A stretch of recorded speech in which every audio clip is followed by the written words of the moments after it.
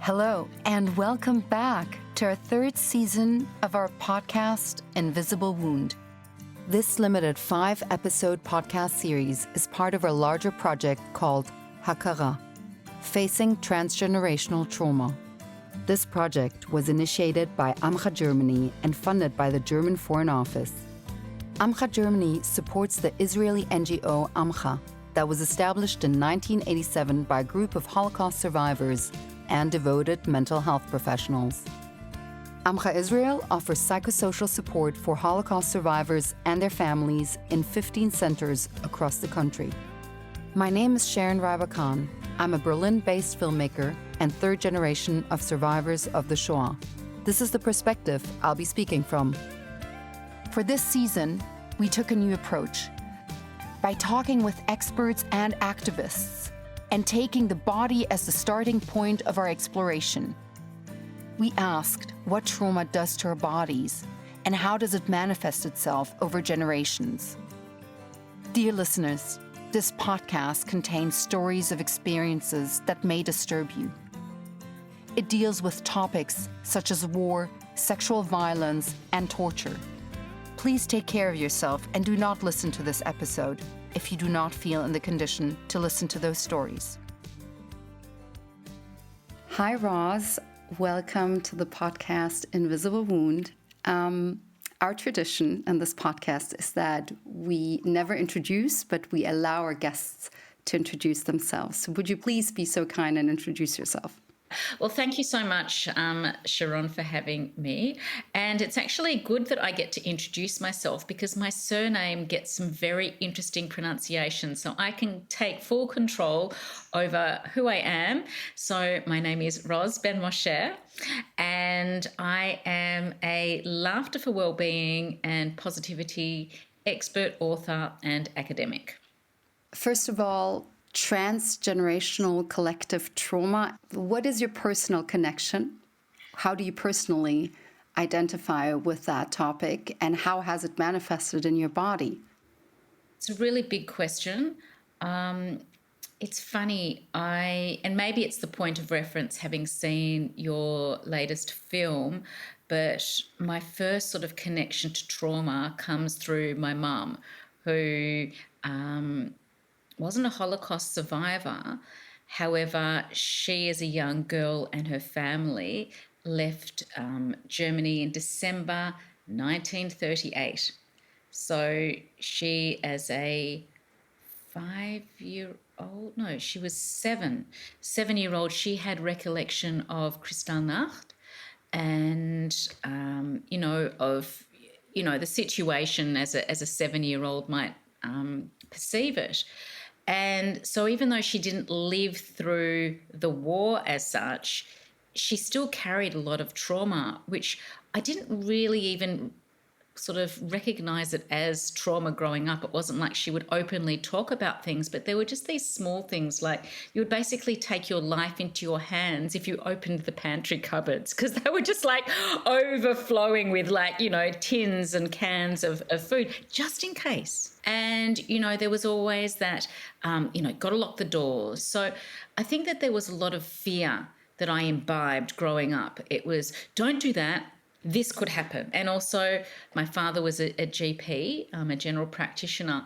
So there was also a big, I suppose, knowledge in terms of how, the physiology and illness. So, it wasn't necessarily just a cold. It's like, well, you might have influenza. So, there was always that sort of, dramatization and sort of underlying sort of fear, anxiety, fear of the other, of anything could happen that could, at any point in time that, the outside world was not a friendly one. It might look like it, but it could change at any time. So I think that I sort of my early years, I grew up with trauma just, through my mum in particular.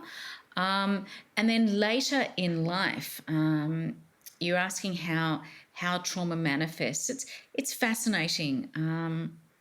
I and my husband went to live in Israel at the age of 23 or 24. Basically, the intention was, he's from the UK, I'm from Australia. Let's live somewhere neutral. He was a steadfast Zionist, and I just sort of thought I'll go along for the ride. And so moved to Israel in 1992, and I didn't really know what I was getting in for, and I suppose I sort of kidded myself that was something that I wanted for myself, but actually not so much. And the reason why I mention it is because within 2 months of arriving, I actually, after a trip to the Sinai, got dysentery. And it was misdiagnosed initially. And what essentially started off as dysentery ended up being chronic fatigue syndrome. Can you please shortly explain what dysentery is, because not everybody will understand or know what that is? Yes. So dysentery is a very nasty bacteria. It's a bacteria that you get from, either drinking something or eating something that's been essentially exposed to the dysentery germ, so usually through poor hygiene. And it's really nasty. I mean, you end up, often with chronic diarrhea and digestive issues, blood in your stools. I mean, it's really nasty. So in most people, if it is picked up initially, you get sort of antibiotics and, it heals. But there was about a week or two period where I was given the wrong antibiotics. And I just kept going, downhill. And so that ended up, as I say, resulting in a diagnosis, many months later, of chronic fatigue syndrome. Now, chronic fatigue syndrome is one of these labels that is given when essentially they can't find anything else to attribute to your symptoms of malaise, of fatigue, of whatever strange, goings on there might be in your body. So that really was probably the first time my body told me that I was not living my truth. I was, this was just not for me. And because deep down it just didn't feel right, it created us, for illness. And then came back to Australia a few years later, not exactly 100%, but pretty good, and ended up, as a result of the chronic fatigue syndrome, I ended up with various food allergies and food intolerances. So again, in and out of specialists, naturopaths, nutritionists, everything, because, my body weight was not ideal. And I was, experiencing a lot of gut issues.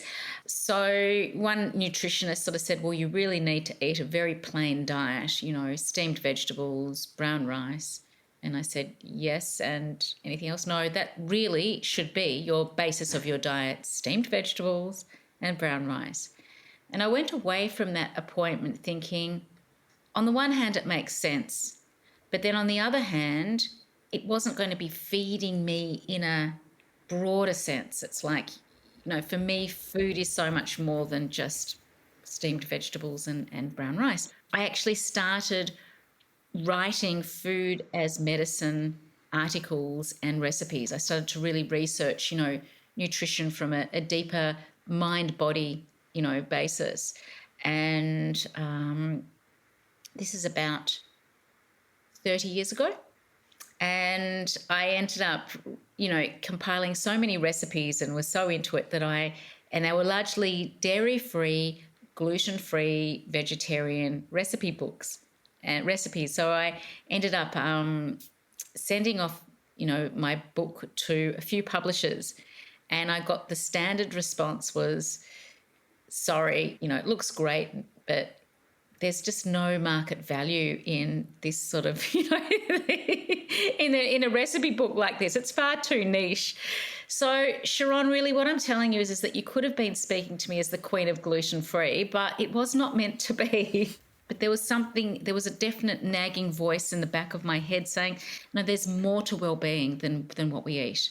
This is a much bigger picture, and I need to explore it. So I ended up, studying well-being into Google. As I say, this is probably about 20 something years ago now. And up came the university that actually I have a current affiliation with, La Trobe University in Melbourne. And there was a postgraduate certificate in health promotion. So I thought, this is what I need to do. And when I made the initial inquiry, they said, well, that's all very well and good, but, you've come from a totally different walk of life. I was in the corporate world. I'd done a Bachelor of Arts. So they said I needed to get some sort of, experience in the field. And as luck would have it, there was a World Health Organization health promotion conference, more or less at that time. And I volunteered as a rapporteur. And I thought that way I can, get some hours together and take it back to the university and say, look what I've done. And so in between sort of reporting on all these fabulous, interesting sessions, which really spoke to me, there was this one 30-minute session in the lunchtime break, a laughter yoga session. And I thought, okay, this I have to report on. So, I went along with my pad and pen thinking I'm going to report about this laughter yoga, whatever that was. And of course, this was not something to write about. This was something to experience. So I quickly popped my pad on the floor and joined in at what seemed to be a slightly wacky practice of simulated laughter exercises, deep breathing and clapping, ho, ho, ha, ha, ha. And initially I'm thinking, what the hell is going on? And it was a bit confronting being sort of thrust into a room with, 70 plus people. And initially I was thinking, all of the other sessions, they're an hour long. I don't know why this one's only 30 minutes, but after about 25 minutes, I realized why, because it's such a workout and I was really feeling it. But I left that room, almost glided out. And I just sort of thought that the health bounce that I got from that 30 minutes was far superior to anything else I got in those years trying to sort of get on top of my, chronic fatigue. And I didn't know what I would do with this thing called laughter yoga, but I knew somehow it would form part of my journey. So, yeah, I suppose that's a very big, long introduction into the beginnings of what was to be a very transformational shift in my career. So I just want to go back into one of the things that you've said, which is that you were diagnosed with chronic fatigue. I mean, were you aware of the fact that it was trauma then? And how did you take yourself seriously? I didn't take myself seriously. I didn't have the wisdom that I have now. I think that when you're going through challenging times, that's what you're doing. You're going through challenging times. You're not in that sort of reflective space, like when you're in that chronic phase. It's only afterwards that I think there's sort of that space to enable reflection. So, deep down, I knew that living in Israel was not something that I would choose. I was happy to go along with it at some level, but deep down, I just knew it wasn't for me. And I think that the whole sort of conversation around trauma is something that I've become more familiar with in these past years. I don't even think growing up, as I say, it's not like my mum or my either grandparent would talk about their time, my maternal mother from Germany, my paternal mother from Poland. It just was buried under the carpet. And, trauma, no one actually ever gave it that label. There was an invisible something, but it wasn't named. I was so much younger. And I also think that what also was missing was a bit of a spiritual connection as well. I think I lived in a much more, not linear world, but a much more monodimensional environment then. And it's only since I've gone through what I've gone through, and obviously I haven't even spoken about what came next. That was fun. That I sort of have realized that there's so much more to our bodies than we can see, and trauma, as you know, it's so deep. It's just so deep that it's invisible. And if it's invisible, it's not there, right? Until it manifests in your body. And some people have that more strongly than others. For me, it appears that there is a strong link between, if I do something that doesn't feel right, it manifests physically, right? If I'm not true to myself, if I'm, leading an inauthentic path, it comes back to hit me physically. I know with other people it's different. So, I think that the first wake-up call to that was chronic fatigue syndrome. And then the second one, which we can start to talk about now, is, so I did go back to study. I loved it so much. I ended up training also as a laughter yoga facilitator on the side of, my serious studies, because, I couldn't really do that just on its own. That's just not something that someone of my background would do. We're serious types. We go to university. We study the serious subjects. So I facilitated laughter yoga programs for community groups, for people with cancer, for, a range of different groups. And I became very good at preaching about laughter being the best medicine, and telling people that, they really would benefit from laughing more, until probably 11 years ago, out of the blue, which wasn't so out of the blue in hindsight, a bowel cancer diagnosis. So, I'd lived with sort of grumbling gut issues of various degrees over many years, and really just much gratitude to my GP, who was probably sick of the sight of me, said, right, we'll get you checked out top and tail. And what was found was a polyp that basically looked fine, but transpired to be anything but fine. And so it was malignant, and there were some cells outside of that particular polyp or tumour. And I essentially was given 3 scenarios that I could, at the age of 42, that's when it was diagnosed, I could do nothing more and sort of walk around for the rest of my life with my fingers crossed that everything was fine. Second choice was to do a partial bowel resection. However, even with all of the advances of medical technology, you cannot actually assess the lymph nodes without doing a full bowel resection. So if they would have done a partial bowel resection, again, we would have had no information as to whether, the cancer may have spread.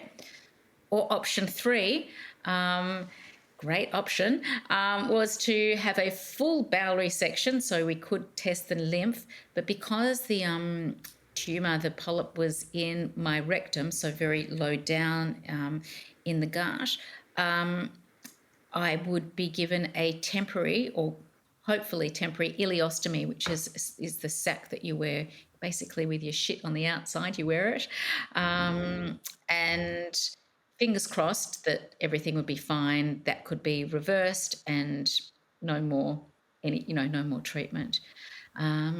So, as I say, at age 42, just about to turn 43, with 2 boys at the time, aged 12 and 15, and a life ahead of me that I very much look forward to living, for me, it was a no-brainer.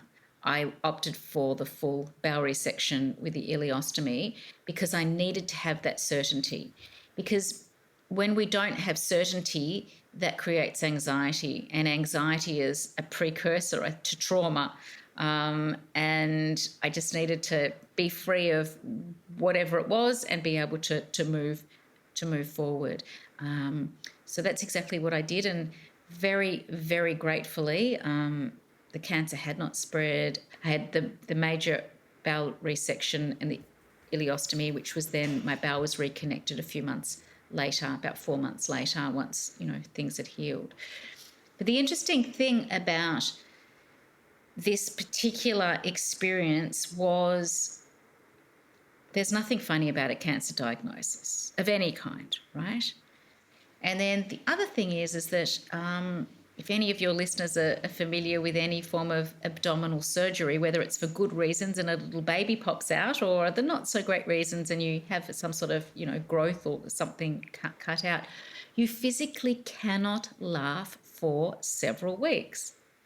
So here I was at a unique time in my life where this thing that I'd taken for granted my whole life, laughter, was taken away from me. It was, as I say, nothing funny about it, and I physically couldn't laugh. So it was very much thinking, okay, there was this voice deep down saying, laughter is very much tied to this whole experience. But I was thinking, God knows how that's going to work. So interestingly enough, it was post-op, and it was day 8 after surgery. I was still in hospital, and it was meant to be the day that I was going to be discharged and taken home back to my family. But during the night prior, I'd actually had a bit of a harrowing experience that I don't need to go into. And I was feeling in pain, like a lot of pain. And so I was, pushing the nurse bell and, pleading for morphine. Anyways, but anyway, I didn't end up falling back to sleep, and I was sort of looking at the clock, and then the breakfast trolley comes in, and the lovely staff says, here's your breakfast, Dal. It's like, no, I don't want anything. And they said, well, we're just going to leave it here just in case you change your mind.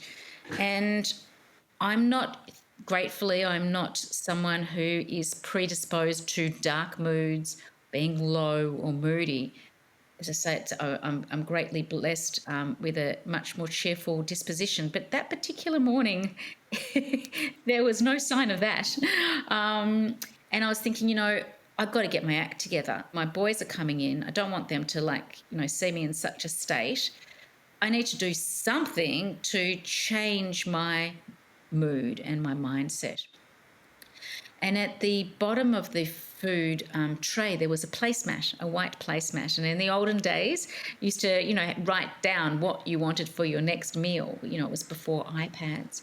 And I'm staring at this placemat and this pencil, and it was almost like it was magnetized. It's like, and I took this placemat out, and I thought, right, I need to do something, as I say, to change the way that I'm feeling. I'm going to map out a margin to the very, very left of the piece of paper, and I'm going to just think about just a few things that I'm grateful for. So I thought, I'm grateful I've had this operation in a world-class hospital. I'm grateful for, my loving friends and family. I'm grateful for, my body's miraculous capacity to heal, grateful for the incredible staff. And so it went until, all of a sudden got to the end of the page and had to draw another margin. And I kept going and going. And then I drew another margin, and I kept going and going until my writing was actually almost microscopic. I was just so buoyed by this process. And I finished, and I realized I was sitting up really serenely, really embodying a smile. It was like the smile wasn't in a superficial way at all. It was really deeply within, emanating out. So much so that when the nurse came in to administer another dose of morphine, she just boomeranged right out of the room because she just thought she'd gone into someone else's room, because that wasn't the person that was an absolute wreck an hour ago. So that was my first experience of this idea of an embodied practice that sort of tapped into the energy and the essence of joy, the essence of laughter and, of smiling. And because it actually triggered my endorphin response and various other well-being hormones, I just managed to change my physiology. Without physically laughing, I had oriented myself to a joy mindset, to no pain. And it was definitely one of my life's aha moments. It was really profound, because I'd never really embodied laughter, even. Like, even if I'd facilitated the sessions, it was always for other people. It was never for me. In a way, I sort of wore that personality outside of me. It wasn't embedded within me. Whereas going through this gratitude practice and embodying a smile was just something that was, self-generated, authentically just intertwined with it was like every cell, every tissue, every muscle, every fiber was smiling, right? It wasn't just something, just from my mouth. And that really was, the first of many sort of things that I sort of experimented with to create a physical transformation, really tapping into that sort of innate resource. You said that the cancer, it sounded like you were saying it did manifest out of trauma or not living your life truthfully. What was that? What was your body telling you? Well, it's really interesting. I think there's a couple of things. One is the physical placement of the tumor was literally half, like it was rectum, so your butt. So essentially it's this block between the lower world and the higher world. You can never really say what is from what. However, if you sort of think about, I suppose, energetically, if you think about the block of physically where it was and what this it symbolizes, which was, the rectum is essentially shit, right? It's like I'd let this shit sort of pile up, all of that, the stuff that, like, I just didn't deal with it, right? It was just sitting there. So you could definitely view that as a physical manifestation of trauma, that was just sitting there that hadn't been dealt with, and that was creating the block. And this experience that you just were describing, the positive experience, the healing of your body, what do you think shifted for you in that moment? It was like the lights turned on. It really was. It's like, the analogy that I had for that time was, you can only see the stars in a darkened sky. And that was, for me, as I say, it was like I just switched on the light. Now, going into all the things you do in order to help others, what has changed since then? Well, I suppose I've just sort of inhabited more of the real me, I suppose. I haven't chose a conventional path. And when you don't choose a conventional path, there can be a lot of naysayers. And if you don't have a strong enough belief in yourself, you can be the biggest naysayer. So, it's interesting. A lot of my sort of reflection and growth in terms of developing, the laughter effect, came from when I had the bowel cancer. I regularly journaled, but it was really interesting because very early into my journaling, I realized as much as I was journaling for myself, I was actually imagining a future envisioned audience. And so at the end of each reflection, I would sort of pose it to the audience, like, well, what would you do in that particular scenario? And I would also, just really be mindful of, for example, the language that I would choose. And I don't know whether this is an international thing or just in, the English vernacular, but cancer is known as the big C. Colloquially, it's the big C. Mm-hmm. So I would reframe that as the little c. It's like, yes, there was this malignant polyp in my rectum, but, all being well, the rest of me was well. And that sort of empowered my wellness. the operation that, to reconnect the bowel is called a bowel reversal. Well, I didn't like that language of reversal, going back to the old. I wanted a reconnection to newness, to freshness, to new beginnings. So I referred to it as a bowel reconnection, not a bowel reversal. And some might say semantics, but to me it's not. It's like, in English, one of the more common phrases you would hear after someone's just had the most delectable piece of chocolate cake is, oh, that cake, it's just to die for. Well, no, it's to live for. So, these are sorts of things that I've taken from my experience with bowel cancer to really think twice about the language that I, vocalize, but also that I sort of speak to myself in. And it's been the biggest lesson for me because, I did grow up with a lovingly critical household. So, that sort of inner critic was very alive and well, that inner saboteur. So, that's been something that I've been, working with, because not many people were talking about these things, especially, 11 or 12 years ago when I was going through this. As a younger person with bowel cancer, I think bowel cancer is more associated with an older population and often more male, but it's not always the case, far from it.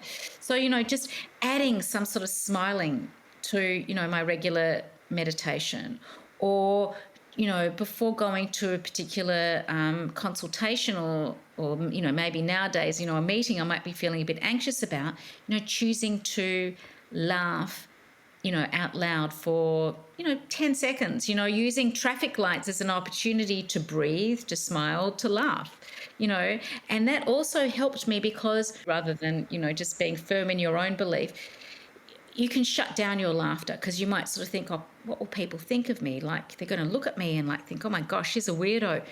But I took this practice into the safety of my car, for example. And then, at traffic lights or just even, driving, people wouldn't know that I wasn't speaking to a good friend or listening to something funny on the radio.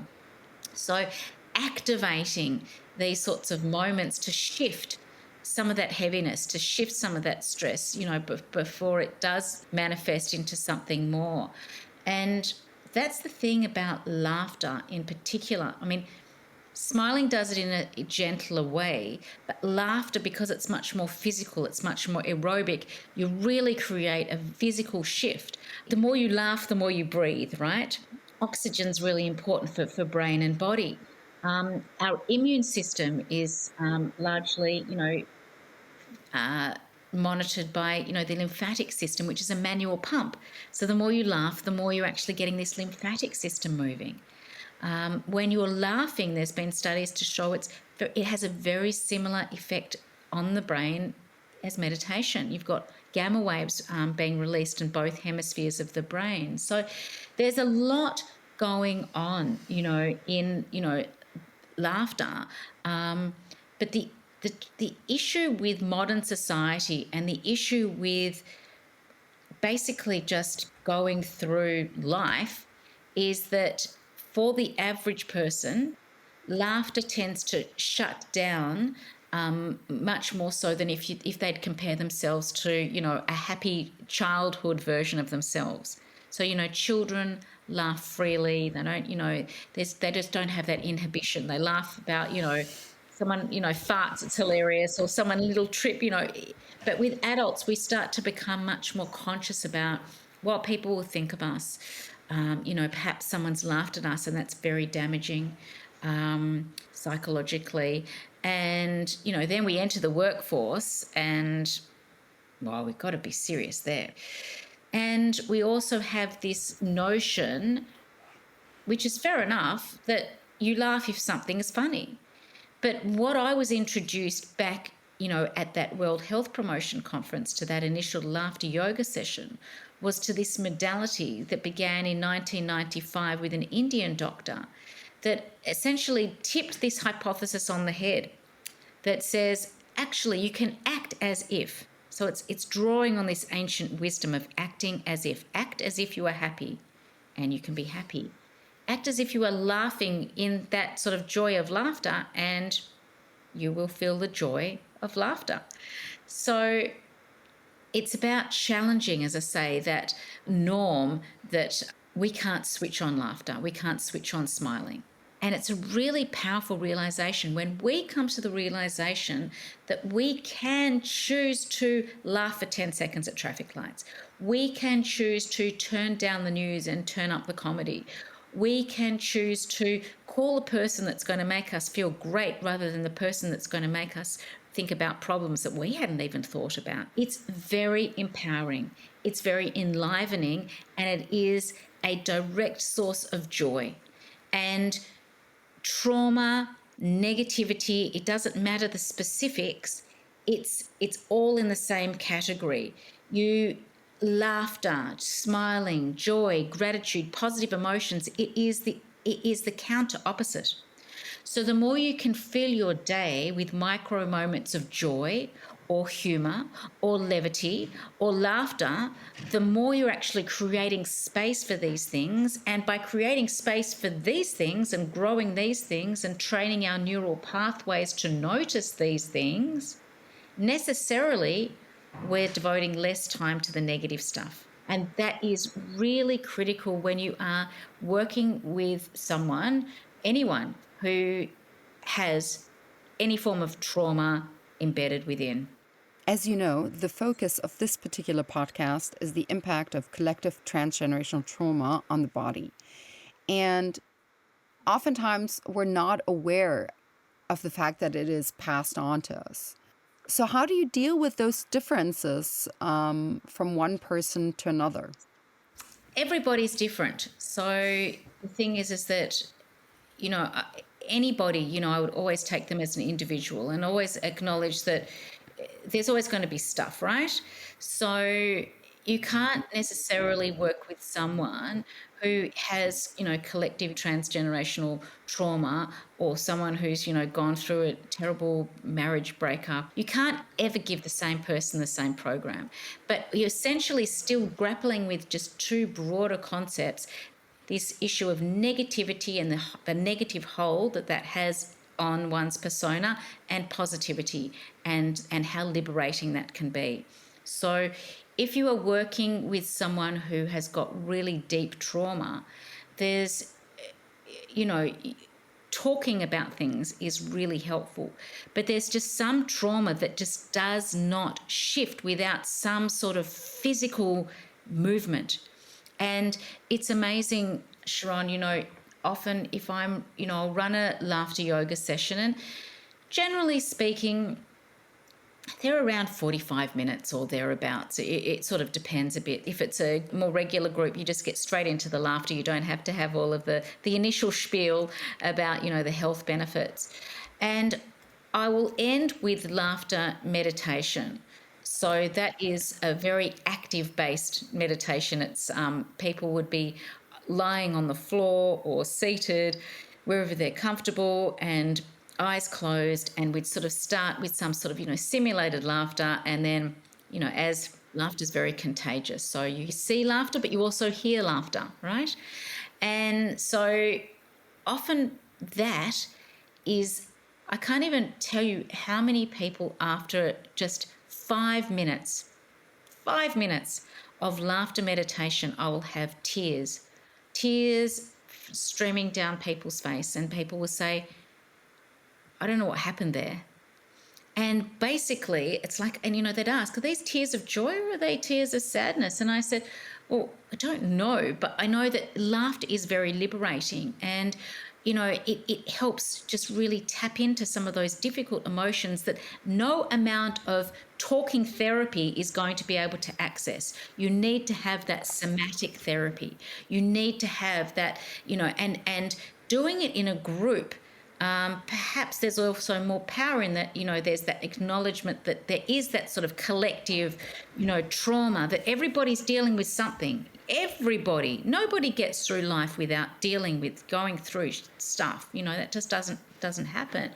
So what I often find after this short period of laughter meditation is that, well, firstly, after the whole laughter session, people have forgotten their pain. And people initially think that it's about the physical pain, but it's about the emotional pain. Why is that? Why? Why is it there is this misconception, and why is it that you think that? Because generally speaking, I think we can say this as a rule, physical pain is always easier to identify. You break your leg, everybody can see. You've got a heartache, no one can see it. And if you can't see it, then it might not exist. And so, it's an emotional thing. So, for some people, it's obvious, but for a lot of people, there's just this disconnect. You don't actually think, oh my gosh, I've got a headache. Oh, that's because my boss has been asking me to do, really unreasonable things. And it's like, really, contributed to my stress and I can't sleep at night. Some people just don't put two and two together. Whereas, if someone sort of knocks their hand or burns it or something, it's a physical reminder. It's there all the time. It's much easier to sort of say, this is because I just, burnt my hand on a stove. As I say, the thing about with the laughter and the release, and when people ask me, are these tears of sadness or tears of joy, I can't differentiate. I don't know what has shifted. I can't say whether it's because, God forbid, there'd been some abuse, back there, or I can't say whether it's at epigenetic level. I can't say. All I can tell you is what I see and what I witness, and that is just this liberation. It's like this, if you can sort of think of trauma as this sort of stuck, dense something lodged in your body, laughter just disperses it. And it's like, who knows what's dispersed, and if it's from this trauma or that trauma, it's just an overall remedy, an overall panacea, and it is so powerful and so transformative. And you will literally see people who adopt like a regular laughter practice. You see their physicality change over time, and it's not a matter of like a year later. It's a week or two. Often I'll work with people who are in the thick of grief, for example, and joyless, and you can see they're just wearing their heaviness, and you introduce some intentional smiling, you introduce some laughter, and within a week or so, it's like they're a different person. All I can say is it's almost like it's this magical formula. It doesn't really matter the specifics of the trauma. All I know is that it just helps us, be free of it. And there are other ways in which we can explore this. And this is something that I first explored with my first book, which was called Laughing at Cancer, How to Heal with Love, Laughter and Mindfulness. I spent quite a bit of time on reframing. And what reframing does is it develops psychological resilience. It creates some distance between you and your trauma, you and your stress, you and your challenges. And it also, if you reframe with the laughter effect or, with a positive mindset, you're actually introducing this lightness to these, stresses. So, for example, just take, say, for example, a cancer diagnosis, that you might reframe a particular lousy day that you've been having. And it's like, all you have to do is journal, for example, reframe in the lens of gratitude. And it doesn't even have to be present gratitude. If you're really feeling so low that you can't think of anything to be grateful for in that moment, you could even think about, being future grateful for something. And the extraordinary thing about the mind is that it cannot differentiate between real and imagined. So even if you're imagining something in the future in a good way, you're anchoring your mind to that, joy, to that positivity, to that expansion. The same can be said if you keep on going back to the trauma, you're just going to be growing that trauma. It doesn't necessarily disperse it. You actually need to actually hit it with something else to try and shift it. It's like, if someone's dealing with a really difficult relationship breakup and they're feeling, very low, are there any moments that you can think about this particular breakup that you might be able to laugh about in the future? Or is there something remotely funny? Or, do you see what I'm saying? It doesn't matter about the specifics. The more you focus on something, the more it grows, right? So if you keep on focusing on all of the trauma that you've had and all of the trauma that you're going through, all you're going to be thinking about is trauma. If you start to think about your situation in a different way, it's like, yes, I'm going through this trauma, or I've been through this trauma, but what would happen if I viewed it in a slightly different light? It actually changes the way your brain recalls that incident, that event, doesn't matter what the event is, and then it can start healing. It's creating that distance, and that's where the transformation comes in. One of the things I have noticed, and I don't mean to play devil's advocate, even though that's exactly what I'm going to be doing with a laughter, though. What happens if, and I'm saying this out of experience of seeing people go through this, right? What happens if there is too much attachment to the trauma, right? I mean, there needs to be at least a step of wanting. There needs to be a seed of wanting to believe that there is a different way to heal. Yes. What if the trauma, and I'm not saying that because I am attached to that view, but rather because I have seen it happen, what if there is too much attachment to the trauma because this is a way people feel that they are taking themselves seriously, right? Because they were not taken seriously. And I'm saying this because my experience of people who've suffered transgenerational trauma, I'll say, is that often there is an inability to detach from the trauma. You described this incredible moment that you've had, right? This epiphany that you've had. That is something you achieved in that moment, which is incredible. And it's so moving and impressive. And yet at the same time, I do wonder, what about those who do not manage that? What do you say to them? Well, as I say, I think a lot of trauma is unconscious. So first there sort of needs to be some conscious level of sort of awareness around, the trauma in the first place. But it comes back to identity. It's like, do you choose to have trauma as part of your identity? And there's nothing wrong with that. However, I very much attach myself to this notion of post-traumatic growth, in that, we all have trauma, but we can use it as an opportunity to sort of move forward with more meaning and purpose, to learn from it, to grow from it, not to quash it. Any emotion that we feel has to be felt. I'm not saying that if you've experienced a tremendous and traumatic event that you should just automatically deal with it and be over with it, because that's not how it works. But we do have a lot of agency in how we feed that trauma story.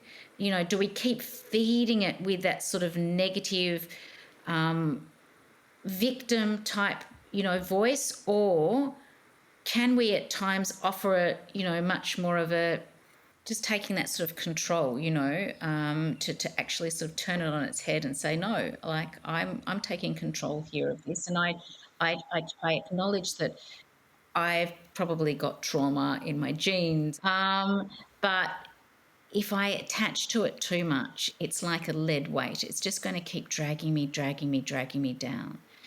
How can I actually acknowledge that that is part of my identity, but make it something positive that I can sort of move forward with my life with. So I'll give you another example.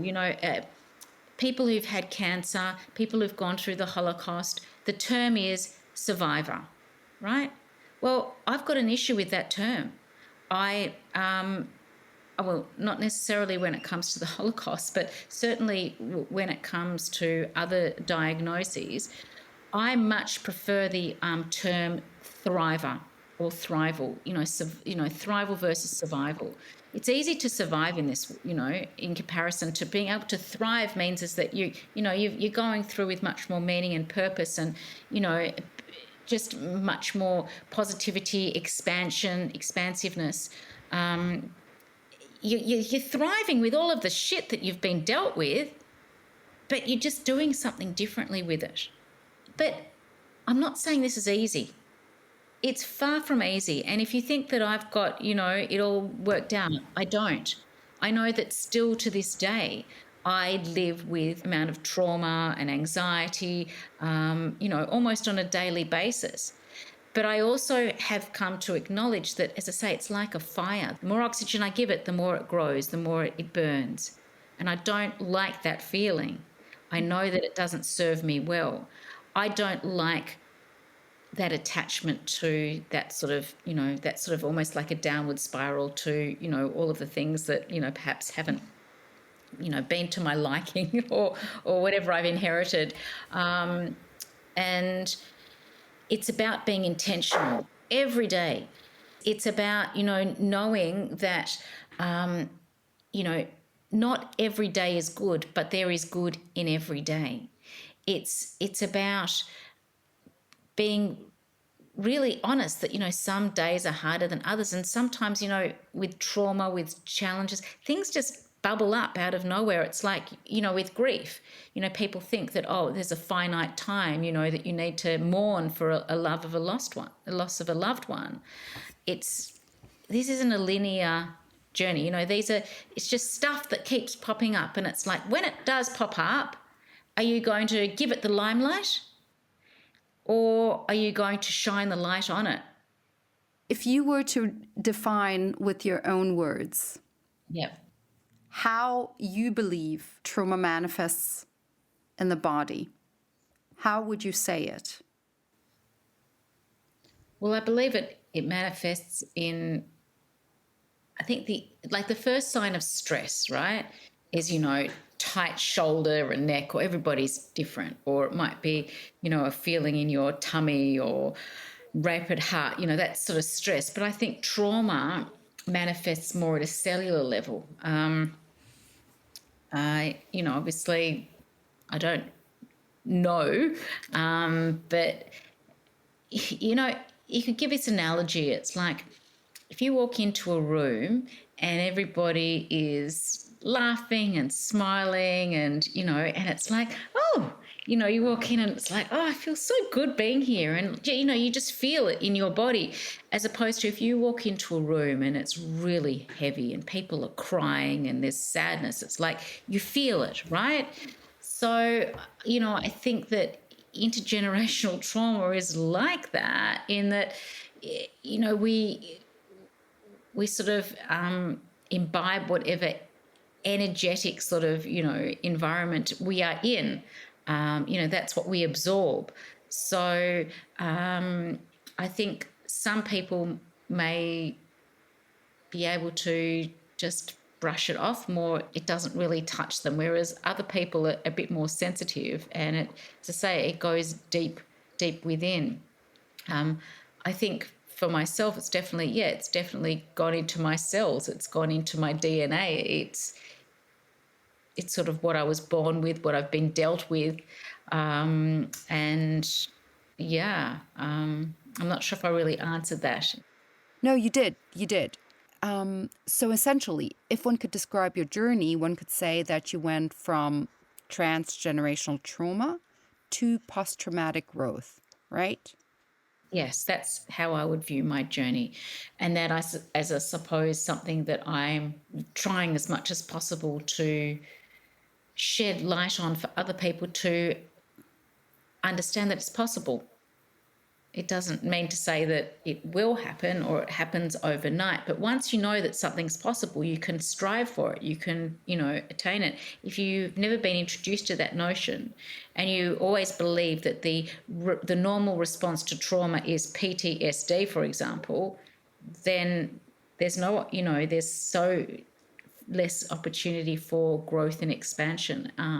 Whereas if people are introduced to the notion that, hey, we have gone through trauma, I have gone through trauma, but it is possible to derive meaning, to derive a sense of purpose, to to grow in a positive way from this. You often hear this with people, especially who've gone through cancer, and it's like they'll say, it was actually the best thing that happened to me, which I find quite extraordinary, but that is post-traumatic growth at its best, at its finest.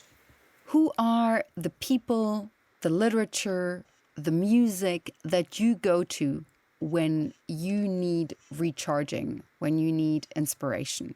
What inspires me? People inspire me. I mean, again, it's, where you place your energy and your focus. I don't tend to listen to the news much or pay too much attention to all of the doom and gloomers in the world. I get inspired by other people doing amazing things like, yourself. I get inspired by my laughter yoga community, my therapeutic humor community. I get inspired by my students. I derive inspiration from a lot of things that I read or I listen to.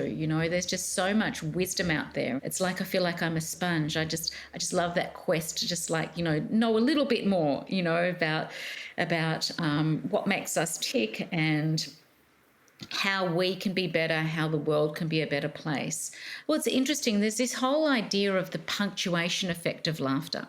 So that is this idea that, most laughter in conversations is not a result of a funny thing happening or being said, or comedy.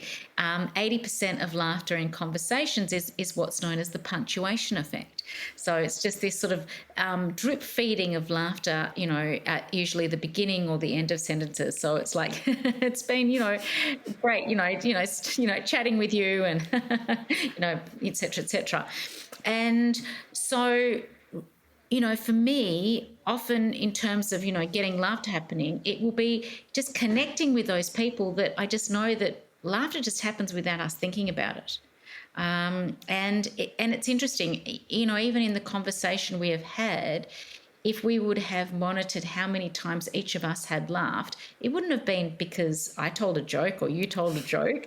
It's just this laughter lubricates conversations. So, getting back to our social connections, that's really important to me. Spending time with people that, that just get the laughter happening.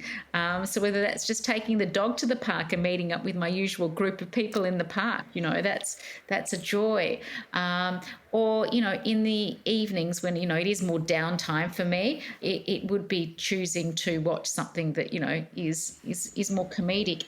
And now that I know what I know, trying to tell myself, it's like, okay, don't just laugh on the inside, laugh out loud. Laughter is a very social beast. So often, you'll laugh more if you're, in company. So sometimes you have to actually be your own companion and, just ensure that you do choose to laugh out loud. Yeah, the more you practice, these things, the better you get at it, right? And our habits become our habitat. So let's choose these, joy habits, and they really do rewire the brain. I can tell you that I am a very different person now to how I was 12 years ago. And it's not even something I'm conscious of, but it's an interesting thing. I will go walking in the street, doesn't matter where in the world I am. And if I'm, with my husband, people will go out of their way to smile at me. I don't even know that I'm putting out, that signal, but, I think that it's because it's something that's become so much a part of me, my persona. I actually embody that state. Not always, far from it, but it's, it's something that I've just sort of, I suppose, just been working at for so many years, that, as I say, it's just become part of who I am. So let's say one of our listeners is interested to find out more about you and more about what you do, and maybe even work with you, but they're on the other side of the world. What can they do?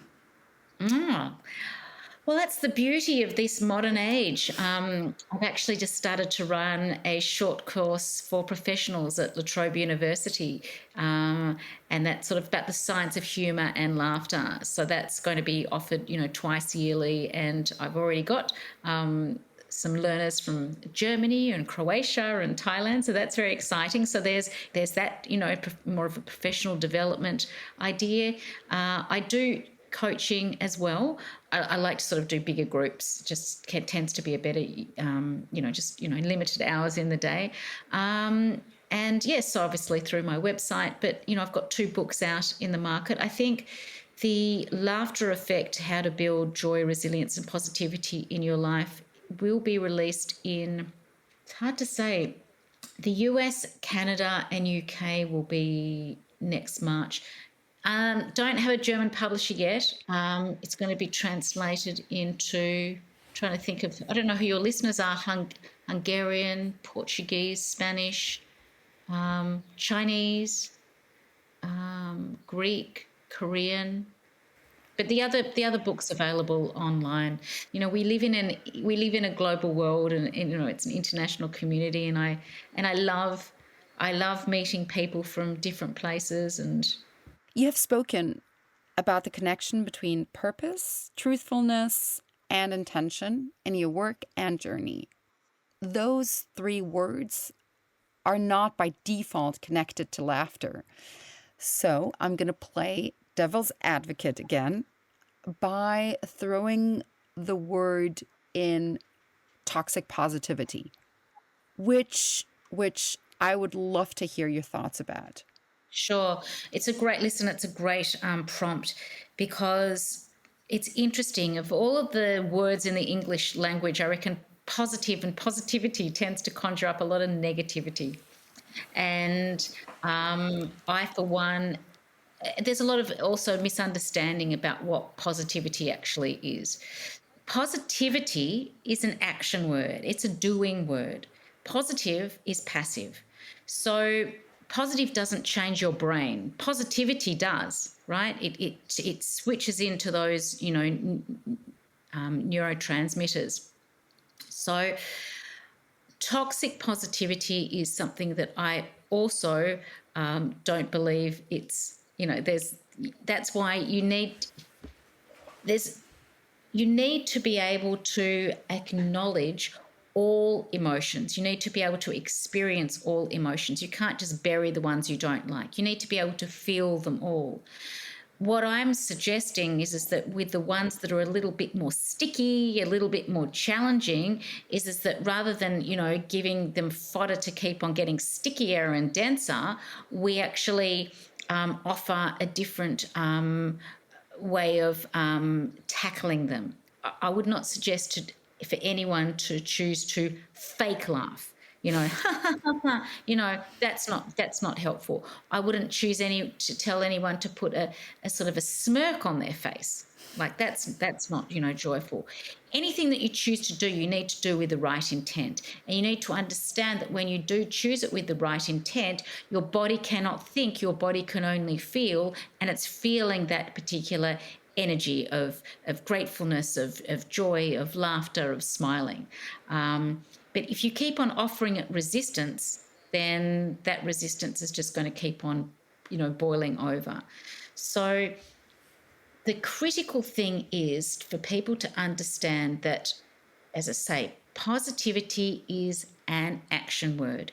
We need to do positivity in order to become a different version of ourselves. We can't wish it, we can't think it, we have to do it.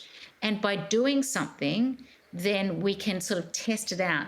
Does this feel like the right sort of approach for me? Like, does laughing out loud feel like the right approach to me? Or actually, you know what? No, I actually need to really journal about this and think, perhaps, is there something funny about this particular situation that suits me more now? I need to intellectually grapple with it, as opposed to just, laugh in a very somatic way. So that's why, in both books, but in particular the Laughter Effect, I do present lots of different ways in which we can tap into this energy, this essence of joy that speaks true to whoever is choosing to adapt it, and also acknowledging that whilst no two people are the same, no 2 days are the same.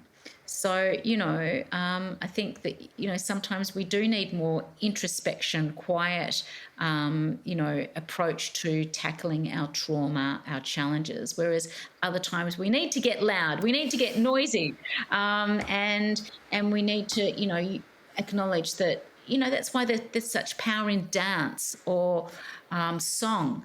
It just changes that sort of vibration within our own ecosystem. So laughter is a way to train your resilience, really. If we can laugh at our pain, that helps diminish it. It's doing it with reverence, though. It's not being flippant, and it's acknowledging that there's just another approach. That's wonderful. And is there anything else you think is important and you would like to share? Thank you. Just really that, we just can't leave these things to chance. We just can't wait for all of the stars to align, the trauma to go away, and for us to, everything be happy and joyful, because it's, we want a situation where that joy is not contingent on anything. We can manufacture joy. We can manufacture this essence of levity through, laughter, through smiling, through gratitude, through, offering ourselves, words of kindness, as opposed to, empowering the inner critic. And, just as I say, whatever you practice, you get good at. And I can give you a money back guarantee that, if you do integrate these techniques and strategies into your daily life, you will notice a shift in you first, but then you will notice a shift in how the world in turn responds to you. It's not like some day you just sort of wake up and think, okay, I've done it now. This is an ongoing process. This is about becoming the person that we want to be, and leaving that part of ourselves that no longer serves us well in the background, just acknowledging that it formed an important part of who we are, but we don't have to keep on sort of like bringing it along to the party. Roz, it was absolutely wonderful to have you. And I hope that you will soon have many more readers of this wonderful book. And thank you. Oh, no, thank you, Sharon. It's been an absolute delight. Thank you for listening to our podcast, Invisible Wound. In our next episode, we will meet Danny, who is a trauma expert and who will speak to the importance of building community resilience. If you're interested in this topic, we invite you to listen to the past seasons. In the first season of this podcast, we focused on the perspective of First Nations Australians and their experiences of collective transgenerational trauma. In the second season, we were talking to trauma experts and artists who shared with us their perspective and understanding of transgenerational trauma. And if you liked what you heard, please consider donating to AMCHA. Your donation will go to supporting Holocaust survivors in need and their families. You will find more information in the link below. And don't forget to rate us on Spotify.